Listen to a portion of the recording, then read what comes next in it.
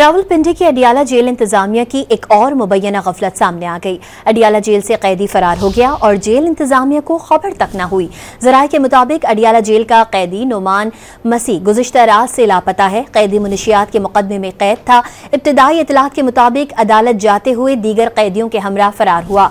Superintendent Adiala jail से मुतादिद बार राबता किया गया, लेकिन उनका कोई मौक़िफ न मिल सका।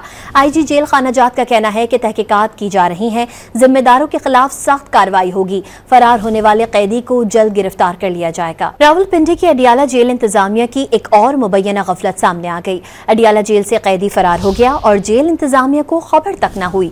जराये के मुताबिक अडियाला जेल का कैदी नुमान मसीह गुज़िश्ता रात से लापता है। कैदी मुनशियात के मुकदमे में कैद था। इब्तिदाई इतलात के मुताबिक अदालत जाते हुए दीगर कैदियों के हमरा फरार हुआ। सुप्रिंटेंडेंट अडियाला जेल से मुतादिद बार राबता किया गया, लेकिन उनका कोई मौक़िफ न मिल सका। IG जेल खानाजात का कहना है कि तहकीकात की जा रही हैं, जिम्मेदारों के खिलाफ सख्त कार्रवाई होगी। फरार होने वाले कैदी को जल्द गिरफ्तार कर लिया जाएगा।